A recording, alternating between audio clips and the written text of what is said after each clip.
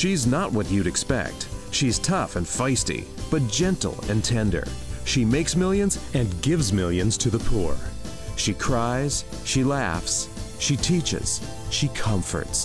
This is the Dani Johnson Show. I am personally living proof of Jeremiah 32:27, where he says in Jeremiah 32:27, I am the God of all flesh. Is there any matter too difficult for me? I am the God of all flesh, but I can't forgive my Father. I am the God of all flesh. Is there any matter too difficult for me? But I can't forgive my mother who didn't protect me. I am the God of all flesh. Is there any matter too difficult for me? I'm in a mess. I'm homeless. I'm in debt. Those people hurt me. I am the God of all flesh. Is there any matter too difficult? But I have all this debt, but I'm failing in my career. But my husband and I hate each other. I am the God of all flesh. Is there any matter too difficult? But I have cancer. I am the God of all flesh. Is there any matter too difficult for me? But I have failed so many times. I am the God of all flesh. Is there any matter too difficult for me? But those people hurt me. I am the God of all flesh. Is there any matter too difficult for me? I can't find a job. I am the God of all flesh. Is there any matter too difficult for me? I keep screwing up. I am the God of all flesh. Is there any matter too difficult for me? But I have dyslexia. I am the God of all flesh. Is there any matter too difficult for me? My wife left me. My wife cheated. My husband cheated. I'm being abused. I am the God of all flesh. Is there anything too difficult for me? But I was molested dozens of times. I am the God of all flesh. Is there any matter too difficult for me?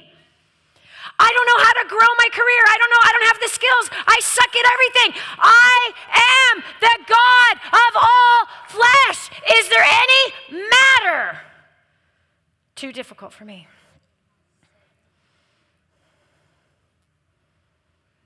What God are you serving?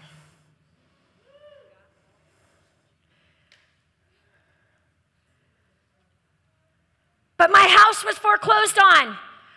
Say it with me. I am the God of all flesh. Is there any matter too difficult for me?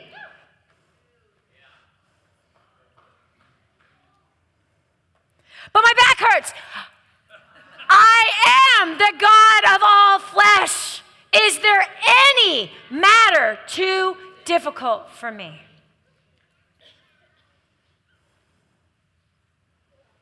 But I don't know what to do with my life. I don't know what I'm here for. I am the God of all flesh. Is there any matter too difficult for me? But I have addictions to pornography. I am the God of all flesh. Is there any matter too difficult for me? But I'm so young. I am the God of all flesh. Is there any matter too difficult? But I'm old. Whatever your excuse is, he says to you, I am the God of all flesh. Is there any matter too difficult for me? And what's the answer? There is no matter that is too difficult for him. So what matters are you holding on to? And what matters have you made to be bigger in your mind than him?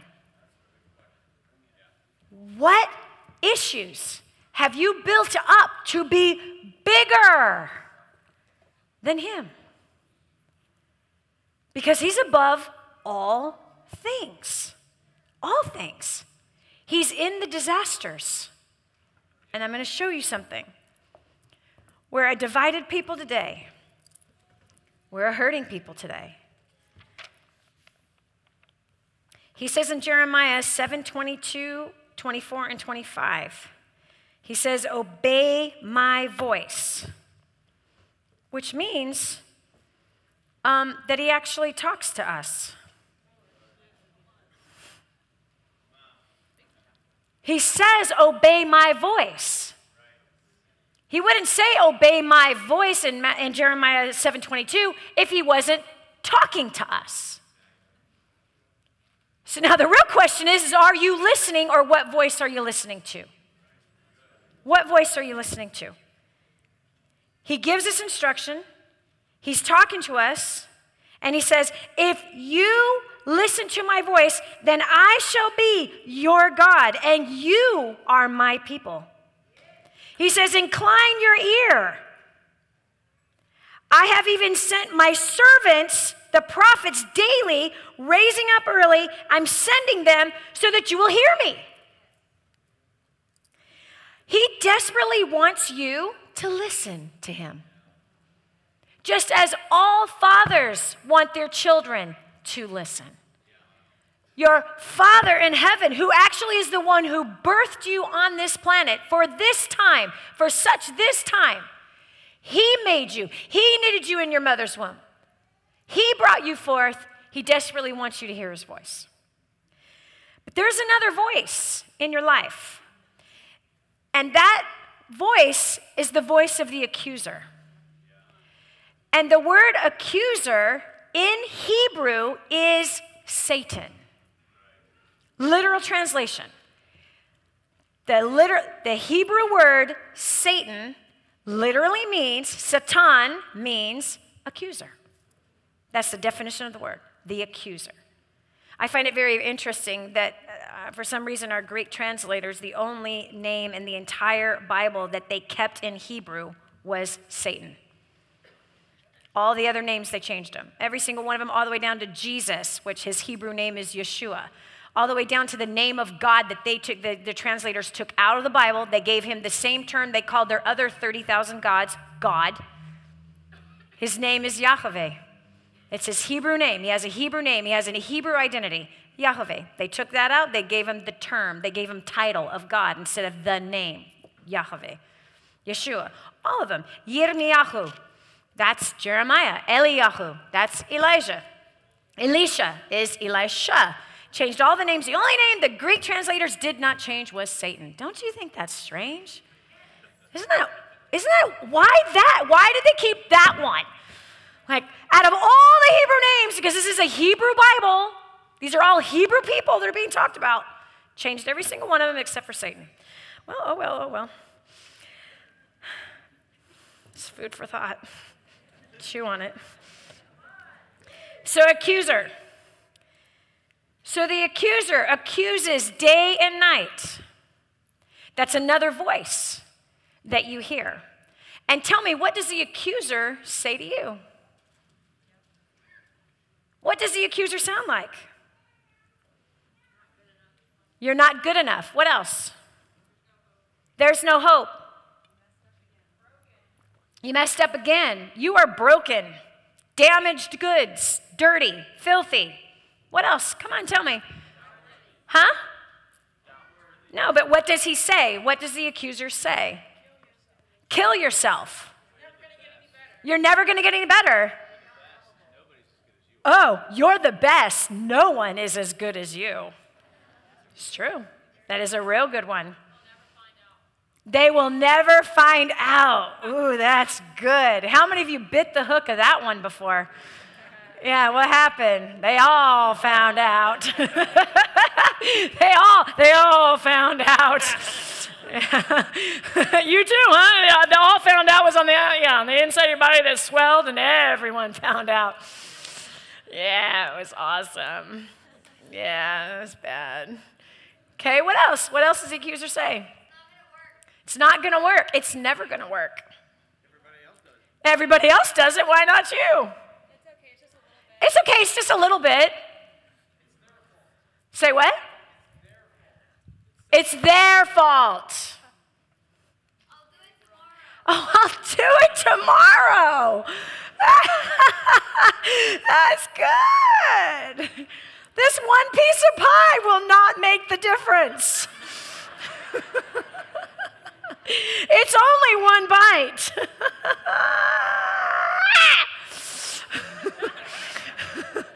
It's only one. Aha. What else does the accuser say? Oh, God does not love you. You're too far gone. You're a bad mom. Yeah. You're not worth it. You're never going to be worth it. You're too much to handle. You're too overwhelming. You got the wrong personality. You're just like your father, but that's not the words that he says. So tell me what that sounds like.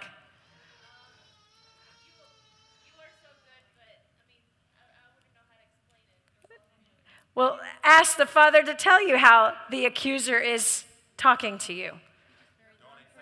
Say what? You just married the wrong person. You have a good reason why you're depressed. That's good. You will never get out of debt. You will never make any more money. You will never be financially sound. You'll never change. Sounds like you all are pretty good friends with the accuser. Sounds like you know his voice really, really well. You will never get the skills you need. It's all your fault.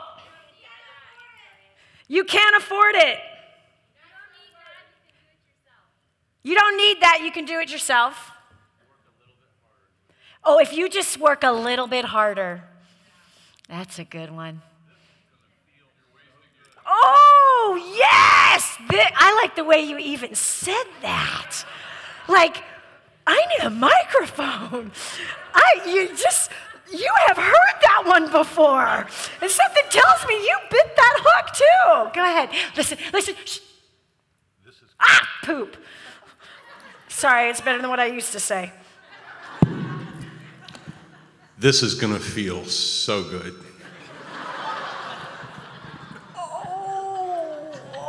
Oh. How many of you bit that hook?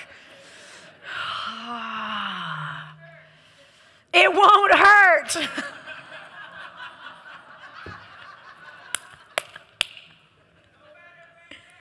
Yeah, no one, I like the way she said it. Nobody will find out.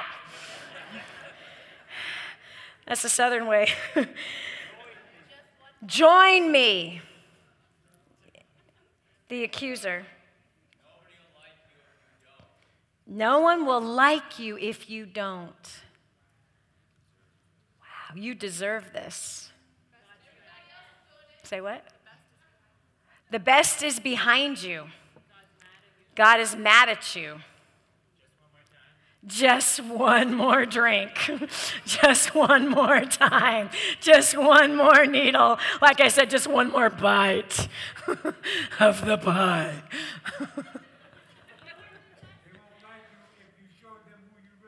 No one will like you if you show them who you really are. Say again. That's right. And what did you say? I don't love you. Huh?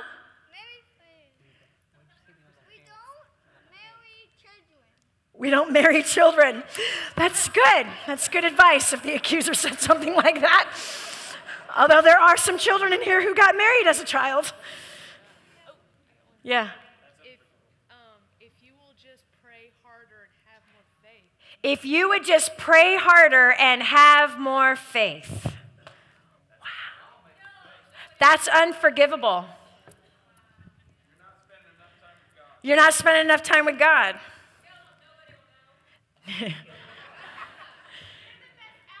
You're the best out there. You're the best in the whole room. Unwanted. Who do you think you are? All right, let's pause. It sounds to me like you have an up close, up front personal relationship with the accuser. Now, here's what's interesting, is that when we entertain the voice of the accuser, we stop entertaining the voice of our God. When we entertain the voice of the accuser, then we begin to be used by the accuser. How many of you have felt the brunt of false accusations coming from other people? Have you ever wondered if your investments are making enough money for retirement? What if you could buy an investment rental property for as little as $35,000 that rents for at least $550 a month? After Aaron and Drew Hudson asked themselves this question, Hudson Real Estate Investments was formed, and now 200 transactions have been conducted. Their system helps individuals buy and hold real estate. Their definition of a great buy and hold is a property that pays you a monthly positive cash flow from day one. Hudson Real Estate Investments has a team who find properties available for immediate purchase, vet tenants, and have qualified property management in place. So if you're looking to have freedom and live your life on your own terms, grab your phone and text the word future to 484848. Get started today. Text the word future to 484848. Secure your future now. Do you have a closet full of clothes yet say, I have nothing to wear? Are you a mom doing her best but desperately lacking me time? Or maybe your schedule has you dressing practically instead of powerfully. What if I told you there's a system, a blueprint that can save you time, money, and turn every head in the room, as well as impact the world through fashion? Friend, you're in the fashion business whether you like it or not. You're an ambassador representing your faith, your marriage, family, and business. Style is just a skill made easy with 123 Style Me. 10 steps to style success that will expand your leadership, save you hundreds of hours and thousands of dollars. This program will bring you peace of mind, reignite your marriage, make you more productive, respected, and instantly boost your confidence, equipping you to be bold and beautiful. Go to courses.lindapage.com. Again, that is courses.lindapage.com and make a priceless investment in yourself. Are you confident that you're always getting a good deal? Have you been equipped with the negotiation confidence, strategies, tactics, and supporting tools you need to close world-class deals? Finally, JPA is making the exact same specialized negotiation training and secrets used by the world's largest, most successful corporations available to everyone. Proven in more than 60 countries and used by brands like Adidas, Vodafone, Pfizer, Nokia, and others, the JPA negotiation method will set you up to save money and time while significantly increasing your profits. It doesn't matter if you're buying or selling real estate, closing contracts with suppliers, or selling products and services to individuals or organizations. Using their simple step-by-step negotiation preparation checklist, you'll be ready to confidently slug it out toe-to-toe with the toughest professional negotiators. It's time for you to stop leaving money and opportunity on the table. Go to bizneg.com/events to register now. Again, that's bizneg.com/events. Get registered today. Did you know you can take the Dani Johnson Show with you wherever you go? It's never been easier to stay up to date with the latest content from Dani with the DaniJohnson.com app. Watch or listen in the car, at the gym, or on the go. Download it now from the App Store and Google Play and never miss a show again. Your family, business, and bank account will thank you.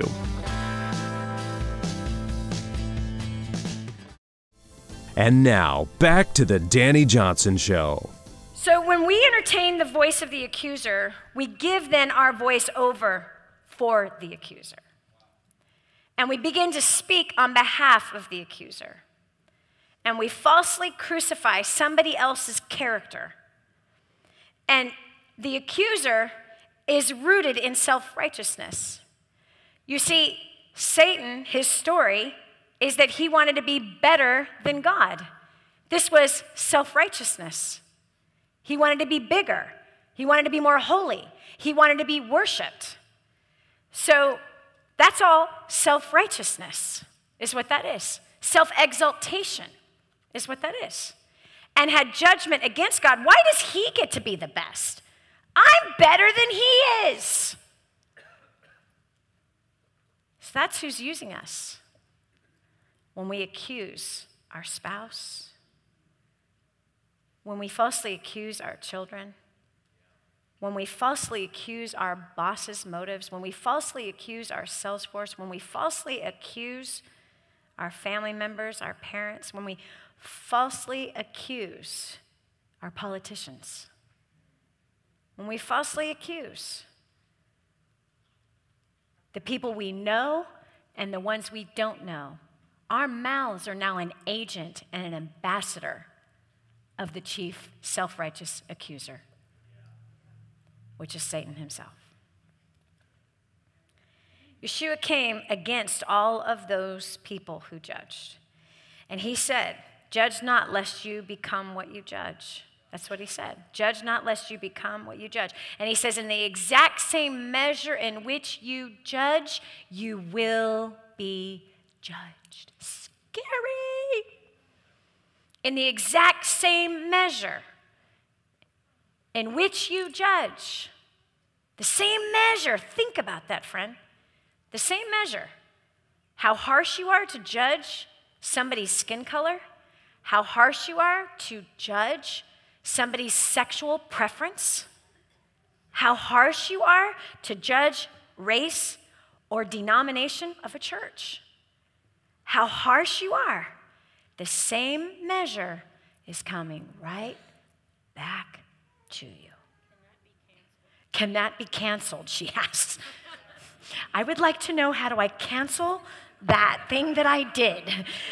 Where's the reset button, please? Where can I hit erase? How can I catch that thing back out of my mouth? It's a great question. Turn with me to Ephesians chapter 4, verse 1.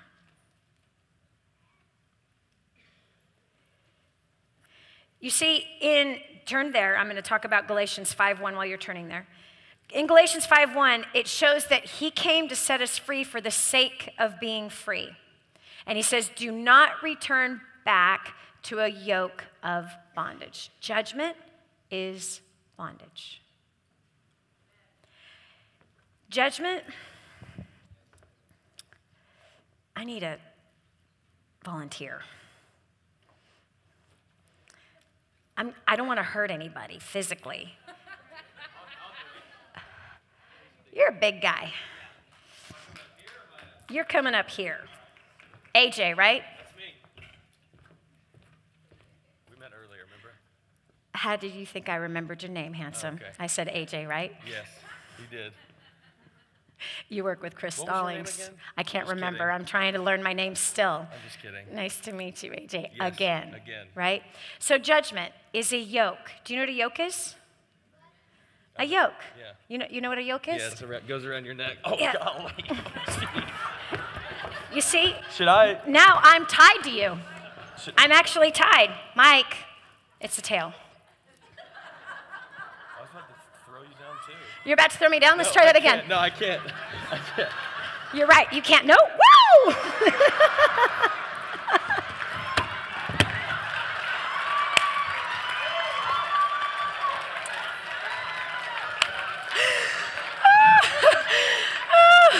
No, that was awesome. I felt light as a feather. Let's do that again. Okay, that was awesome. So my point is, with this demonstration, catching him off guard the first time, not off guard the second time, I'm going to catch you now, is that when I judge, I am now yoked to the bondage of judgment. And how I judge is now going to follow me everywhere. And I'm going to take it with me. And I'm yoked to this thing. Yeah, where are we going now, he says. Okay, where are we going now? Okay?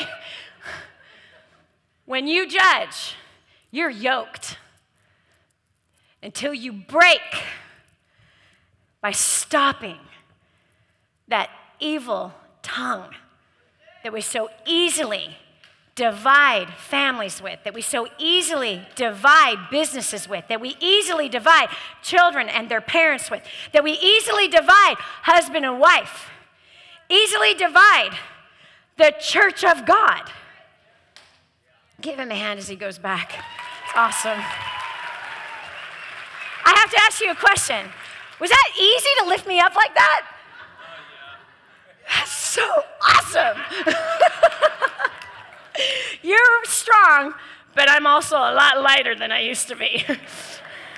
Okay. Just for the record, he picked up 134.2 pounds. Just whipped it up like it was nothing. I feel safe. How you doing, Harper?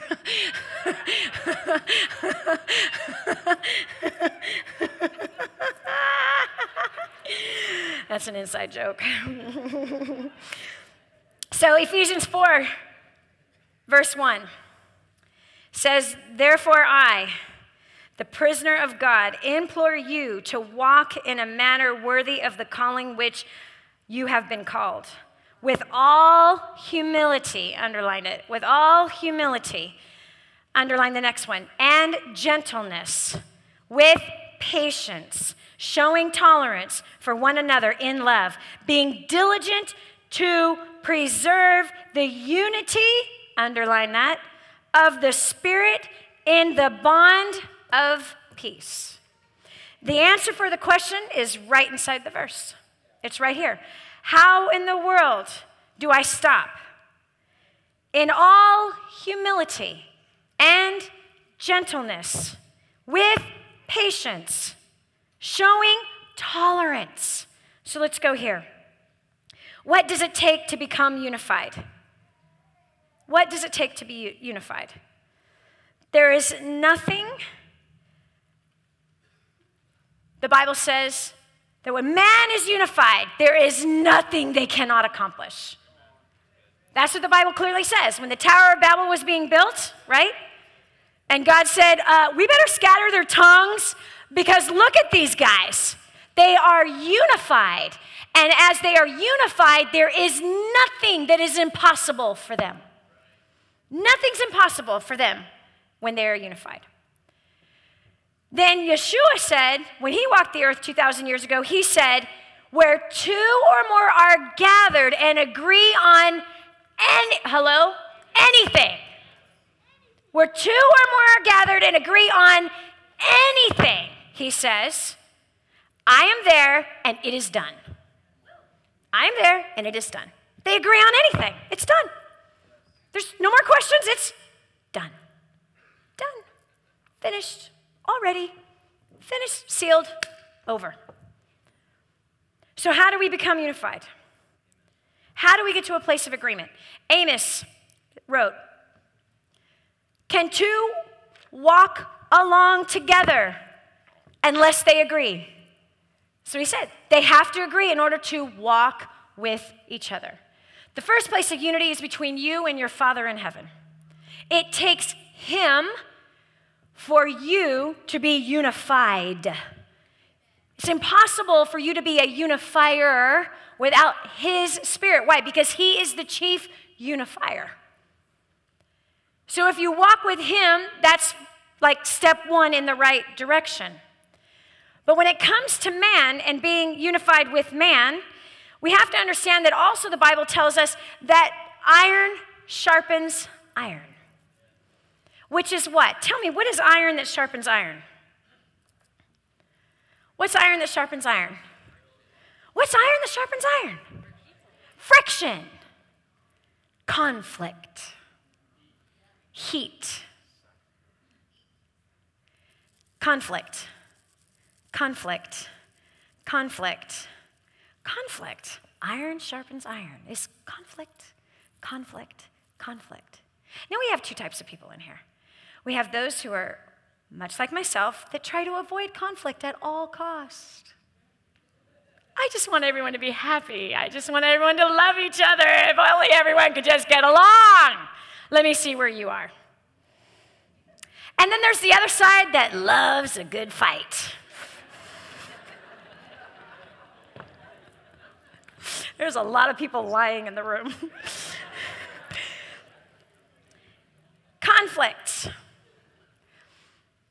If we avoid conflict, it's impossible to be unified because there's no iron of the sharpening of iron. Conflict is designed to bring unity. Conflict is designed to bring unity. Conflict is designed to bring unity. And if we avoid conflict,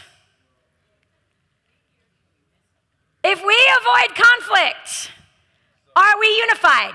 No, we're hugging the sides of the bed, the opposite sides of the bed. If we're avoiding conflict, there's that big giant pink elephant in the middle of the room at work that everyone knows is there, but no one wants to talk about.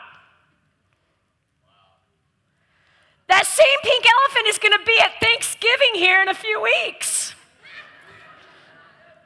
Right?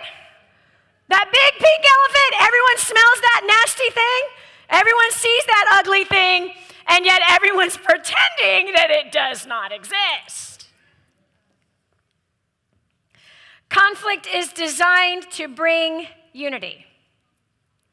So what ends up happening when man avoids conflict, now we are so ticked at each other that now we create contention and strife. And strife happens to be one of the 7 things that God says in Psalms that he hates. He hates strife, hates contention. But conflict, he's the designer of it.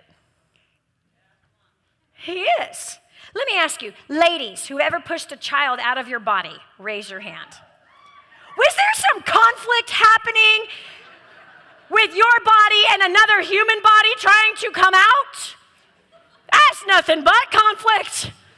That man that you loved, by the time you reached that 3rd stage of deliverance of this child, you wanted to kill him. Why did you do this to me?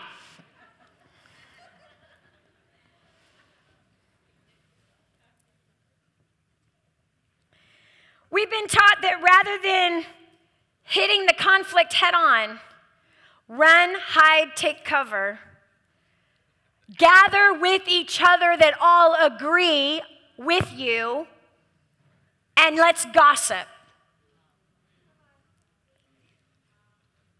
Let's be contentious, and let's strive with each other. Number 2, humility versus judgment. Which one will take us to unity? Humility or judgment? Which one takes us to unity? Humility or judgment? Humility. We all know that. Humility takes us to unity. Judgment takes us to contention and striving.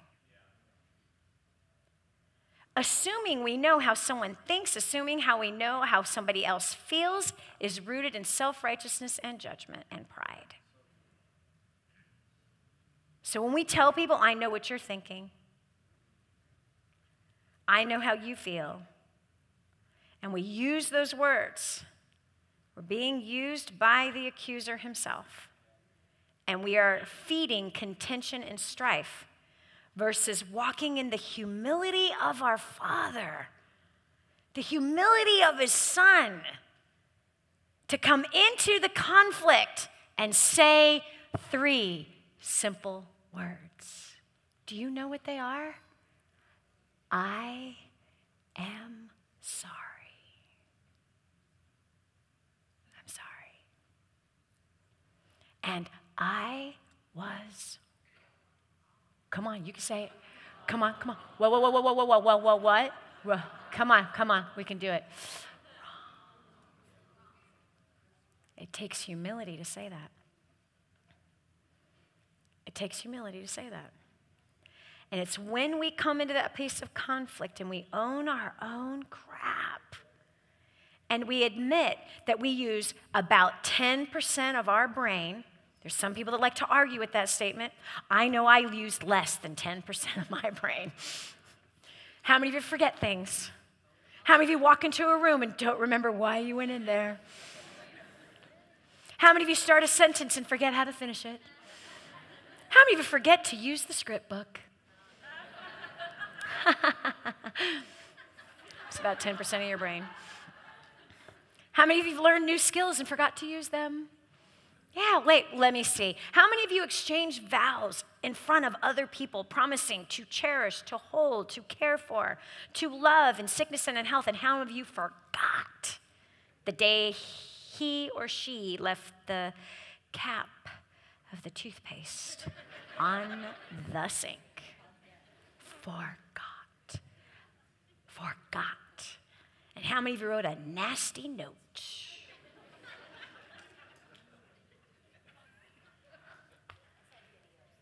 You sent videos.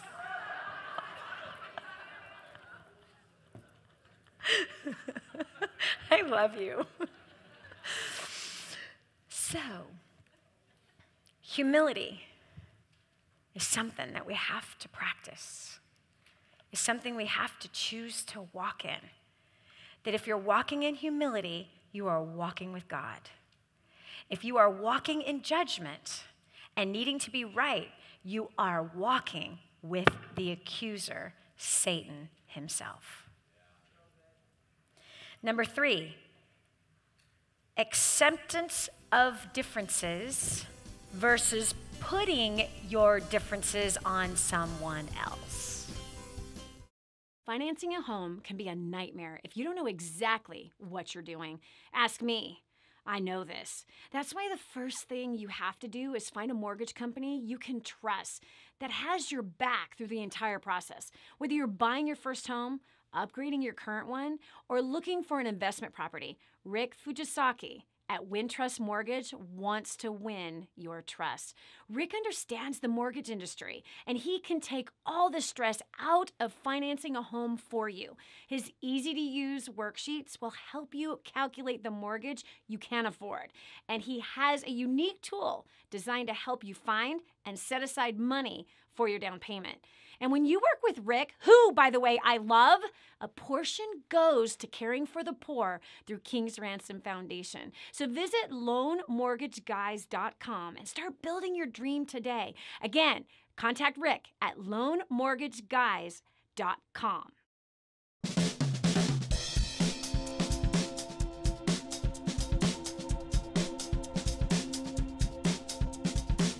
Prior to getting to Dani Johnson's First Steps to Success, my husband and I were completely broke. We just filed bankruptcy. We lost our home to foreclosure and we were on food stamps. After the second day of her event, we figured out where all our money was going. We got ourselves out of debt in 3 months. We paid off $18,000 worth of debt and are completely debt-free. And now we've finally created a life of our dreams. We've made a 6-figure business and we're just doing everything that we want. So if you're thinking about coming to First Steps to Success, you've got to make it happen. Sign up right now and make sure you don't miss it. Prior to plugging into DaniJohnson.com, I was hopelessly lost in addiction. My relationships with people, coworkers, family, friends failed. I was struggling under the bondage of debt, and I had no clear vision or purpose for my life. After taking my first steps to success, I've been able to pay off $7,000 in debt in about 4.5 months. I have a clear vision and purpose for my life. I can honestly say that my addictions are a thing of the past. If you're interested in changing your life in whatever way, in whatever area, you need to log into DaniJohnson.com and you need to be at the next First Steps to Success.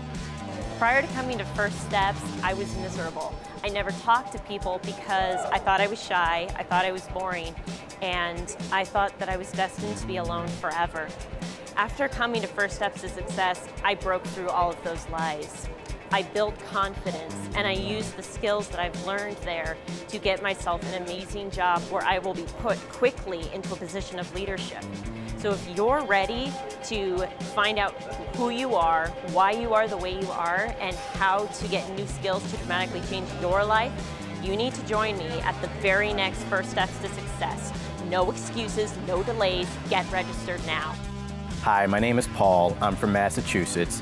And before plugging into DaniJohnson.com, I was buried under a sea of self-doubt, fear, and my communication skills were non-existent. Sales non-existent as well. But after attending First Steps to Success, my sales have quadrupled. My fear has been lifted and my relationships are better than ever because I communicate better than ever. If you want your life to turn around, all your dreams start coming to fruition, you are going to be at first steps to success. Prior to plugging in to Dani Johnson, my husband and I were drowning in a sea of debt. I had broken relationships all around me of the ones that I cared most about, and I had started a company that was losing more money than it was making. And after plugging into Dani Johnson, we have paid off $196,000 in 13 months. My company has grown 90%, and I have relationships that I could never have even imagined with the ones I care most about around me. So I don't know about you, maybe you're making all the money you need to, maybe you're doing great, maybe your relationships are phenomenal, but if they're not, I encourage you to get to the next first steps to success.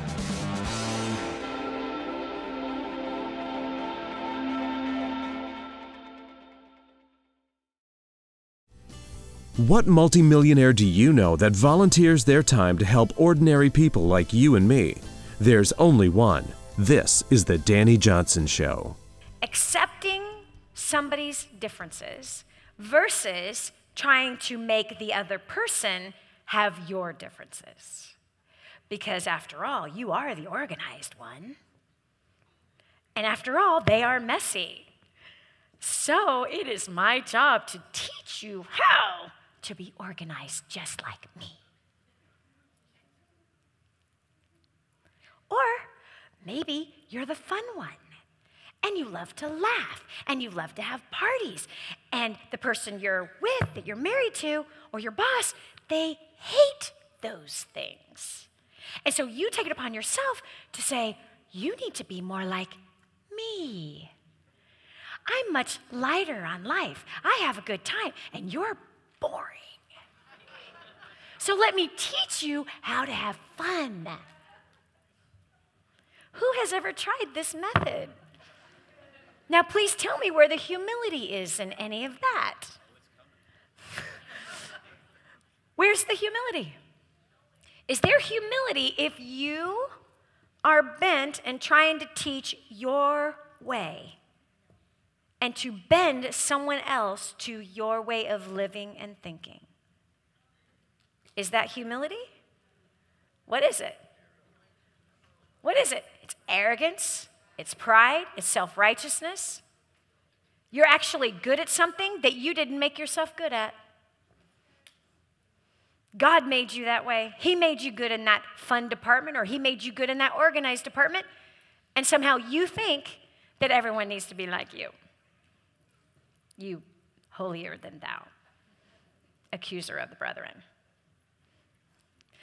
So acceptance brings unity. That is something that we have so strong in our core values. It's something that we have so strong in my family. My husband and I work hard on acceptance, accepting anybody. I have a sister who has a completely different set of values in some areas. Her and I have 100% agreement on how to raise children. We have 100% agreement about correction with the children. We have 100% agreement with teaching them how to be good, healthy citizens. The only thing that my sister and I do not have agreement on is that she prefers women as her partner. And she was married to a woman. And she had children with a woman. You're like, how did that happen? It's called a turkey baster. It is. It literally is turkey baster. So, however, in no way have I ever judged my sister for her sexual preference. Never. My sister, I love her the same way I love, and I have a lot of sisters. Hello, I'm Nicaraguan. My father had 7 of us, 5 girls, 2 boys. Then my mom had 2 girls. So that is 7 sisters, okay? I love my sister, who has been to this event, just like I love my sister Maria, who has been married 4 times. 5? 4 times. She might have just got married for the 5th time. Did she just get married for the 5th time? Ralph's number 5. 5 is the number for grace. It's gonna work. I love my sister Maria. I love my sister Cynthia. My sister Rhonda is a drug addict. I love my sister Rhonda. And I have compassion on my sister who has tracks in her arms. Who is a twig and gnaws at her teeth. I love her. I love her the same way I love my sister who was married to a girl. I love her the same way I love my sister who's been married 4 times. I love them just like I love my sister in Missouri who hates my guts and doesn't think I'm her sister. Love her, pray for her, knowing one day that God is going to reconcile that relationship. Acceptance brings unity. Acceptance brings unity. What drove my sister to her difference of sexual preference was the hatred towards men. She's the one who found our brother hanging in his closet at 12 years old. She was 8. Yeah, she was 8. She's the one that walked into the room, and he said he was going to do it, and she didn't tell anybody. And she walked into the room and found her older brother, the one that she loved, the one that she played with, the one that she admired, first to find him. That'll kind of mess with your head a little bit. She blamed my father. She distrusted men from that point forward and made the decision that men were not trustworthy. And guess what? I get that. I get that. I understand that pain. I get it. And my poor sister suffers still to this day. She still cries to me over the phone about that suffering that happened when she was 8 years old. But you know what happens in other bigoted families? Is that when one decides that they're going to go in another direction, many will outcast the one. Now, if we were like every other community that's out there that's saying, you're not wanted here, you're one of those people, well, then I could have never invited my sister to this event, and she came about a year ago. I could have never confidently invited my sister, who has an obvious way about her that says she prefers that lifestyle. I would have never showed her to everybody, hugged her in front of everybody. 1,000 people were in the room. And guess what? My love will never change for my sister, ever. I feel her pain and the struggle in which that is inside of her and the trauma that she suffered through as an 8-year-old kid. And I have no intention of trying to change my sister in any way. You know why? The sister I have, she's a better mother than most women who go to church. My sister is a better mother and has stronger morals than a lot of people that I know who go to church. That's crazy, is it not? So listen, what's your sin? What's yours? I'll tell you, it could be judgment. It could be judgment. It could be intolerance of people's skin color. It could be intolerance of a different style of worship that somebody has. You will never win people over to your way of thinking. You will never create unity by judgment. You will never create unity by exalting yourself higher than what they are and raising yourself above someone else. The last time I checked, that Bible from cover to cover is a message of humility. It's a message of humility. And the ones who are going to be harshly judged are those of us that know how we're supposed to act and we choose not to. Those of us that know the knowledge of God, that know that we are supposed to love, and we choose to cast out and judge. Now, there's a bunch of you in this room that you have been casted out because, I don't know, maybe you wanted to change churches. I don't know, maybe because you wanted to go towards a profession that you felt in your spirit you're supposed to go to. I don't know, maybe you were making a flippant decision and headed straight for a disaster. How many of you have ever done that? And no one could stop you from doing it. How many of you have done that? And how many of you have been judged for it? Number 4, shaming somebody for their beliefs, for their convictions, for their preferences, for their view on life just sows bad seed. That's all it does. It sows bad seed. It doesn't result in unity. What results in unity is love. Love covers all. Love bears all. Love endures all. Love. Have you ever experienced love? If you've experienced love, you've experienced forgiveness. And if you've experienced forgiveness for a wicked, nasty, terrible thing that you've done, then it is easier for you to extend that to somebody else. The Bible says sin is sin. That's what it says. Sin is sin. The Bible also says that we don't have the right to judge any man's heart. We don't have the right to judge any man's heart. We don't have the right to condemn someone to hell. You and I are not qualified for that. And yet we hear out of people's mouths, those people are going to hell. We'll see who's there. I just hope I ain't.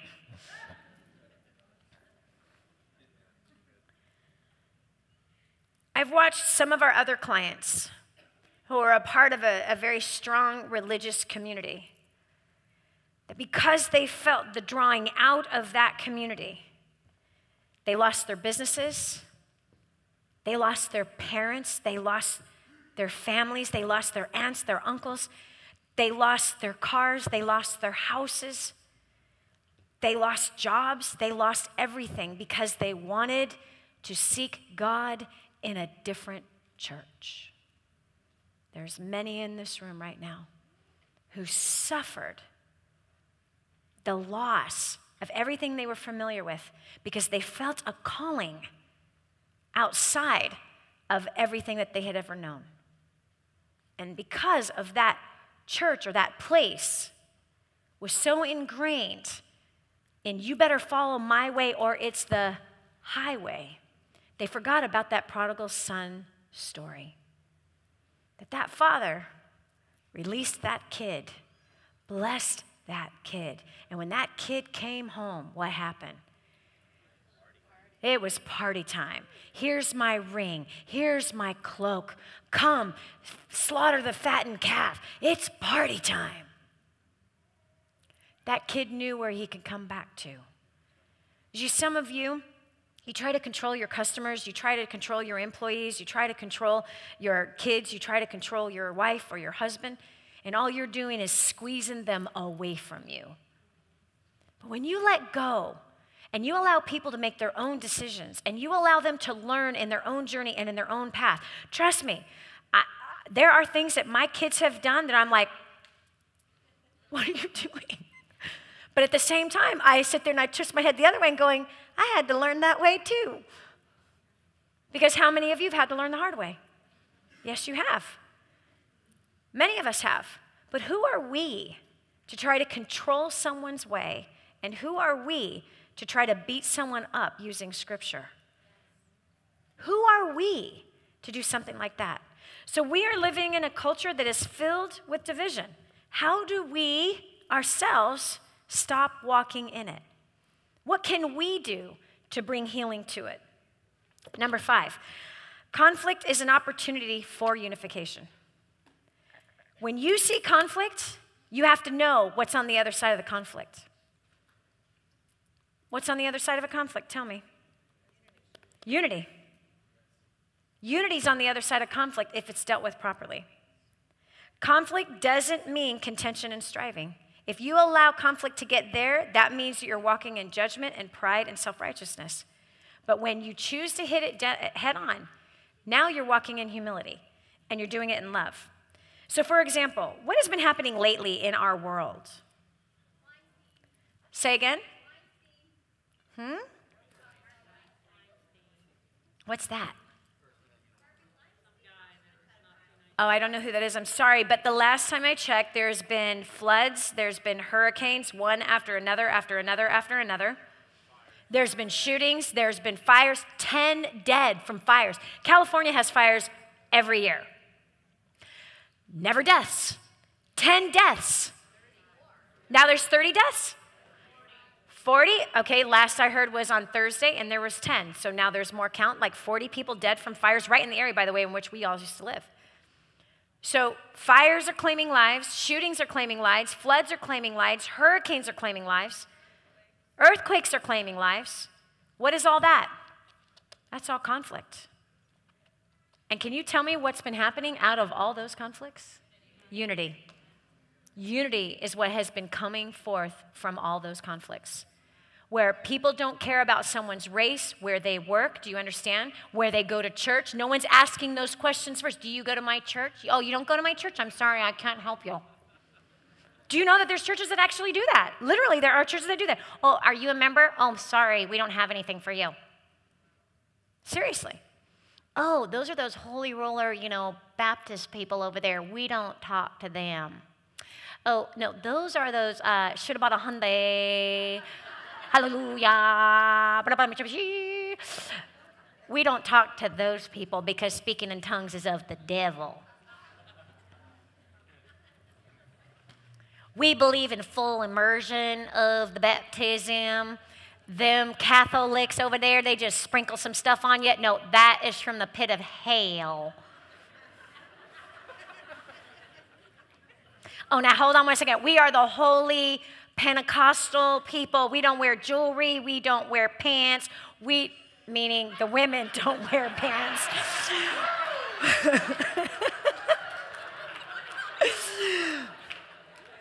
Dani Johnson wears a big fat diamond on her hand and way too much makeup. She obviously has a demon.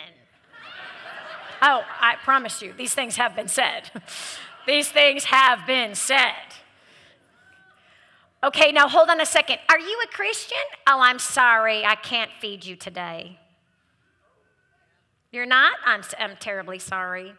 Our services are just for Christians. It is a reality. How many of you know this stuff is true? You know it's true. It's sad, but it's true. It happens. But since all the conflict has been coming out of the earth and out of the sky, what has been happening? Unity. It causes all the walls to come down. And what is it? It's humility in the midst of conflict that is bringing unity and bringing healing. And how many of you have been inspired by some of your countrymen and women for how they've rallied together to do what we're supposed to do all the time? What is coming out of us right now is we are finally walking in the calling in which we have been called. Galatians, where we started from. Be worthy of the calling in which you've been called. You see, we as an organization help the poor every single day. Every single day we bring clean water. Every single day we're bringing food to the hungry. Every single day we're helping the elderly. Every single day we're building houses for the poor. And now all of a sudden, without the conflicts that the world know about, but we actually search for the people who are hurting so that we can humble ourselves and use our life for a good purpose. So now we're watching all of these natural disasters causing the best to come out in people in the midst of a society that's trying to keep people divided. So humility is the key to conflict being resolved into healing and unity. Number 6,